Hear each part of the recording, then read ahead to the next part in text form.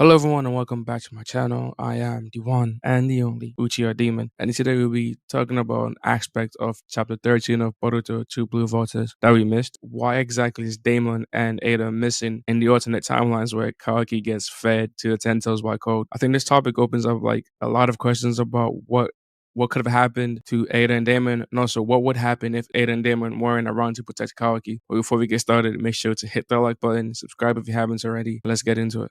In chapter 13, we get a glimpse of different potential futures through Kashin Koji's 10 direction ability. It's a wild ride seeing all these alternate timelines where things could have gone horribly wrong. Some of them being the revelation that in these timelines, Kawaki is fed to the Tentos by Code. But what's even more interesting is who's not there. Eida and Daemon. They are completely absent from these scenarios. So what exactly is going on here? But let's back up a bit and let's talk about Eida and Daemon's current role. Eida has made it clear that she will protect Kawaki at all costs because of her feelings for him. She even joined forces with Code initially with the condition that she could get closer to Kawaki. Daemon, on the other hand, is just as powerful and with his ability to reflect any attack back at the attacker, making him a crucial defensive asset. Together, they form a pretty formidable duo that makes any plan against Kawaki almost impossible. So why are they missing in these alternate timelines? In these alternate timelines shown by Kashin Koji, we see a world where Kawaki's safety isn't guaranteed. With Code successfully feeding him to the Tentos, it is clear that neither Eida nor Daemon was able to intervene. This raises some big questions. Were they defeated? Were they never involved in these scenarios? Or did something else happen that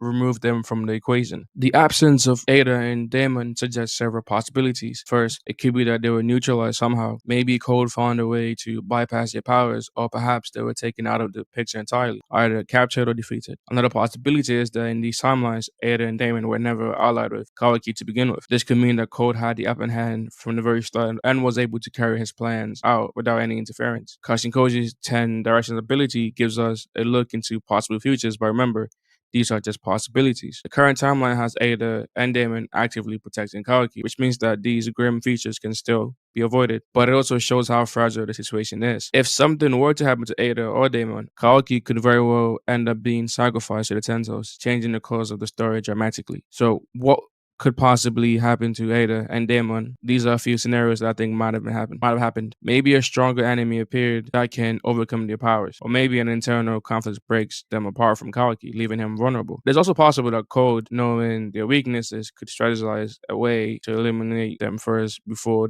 going after Kawaki. The possibilities are endless, and that's what makes it so intriguing. So remember, Code actually knows the weakness in Daemon's reflective abilities. That is that he has to be touching someone in order for the reflective abilities to work. So perhaps Code, knowing that, could use that to his advantage. Without Eida and Daemon, Kawaki's future looks bleak in these alternate timelines. It shows just how much he relies on their protection right now. If they were gone, even for a moment, Code could seize the opportunity to capture him. This makes you wonder, how much longer can Kawaki depend on Eida and Daemon? And if something were to happen to them, does Kawaki have what it takes to protect himself? But it is important to note that in the recent interview by Kishimoto and Aikimoto, Kawaki is supposed to get a power up. So perhaps with the power up and all that, he doesn't get fed to the Tentos. I mean, we know he avoids it because at the end he fights Boruto. But just think about it. As it stands right now in the manga, if something were to happen to Eida and Daemon, Kawaki's done because Code could simply go after him. That's insane to think about. I think I'll leave this video here. Chapter 13 of Boruto 2 Blue Vortex shows us just how crucial Eida and Daemon are in keeping Kawaki safe. Without them, the future could be a lot darker for Kawaki. But as always, things in the world of Boruto are never set in stone, and anything could happen. I want to hear what you guys think. Could Eida and Daemon be taken out? What would that mean for Kawaki? Drop your thoughts down in the comments below. Thanks for watching. Don't forget to like the video and subscribe to the channel if you haven't. You just hit that notification bell so you never miss any update. Until next time, I am the one and the only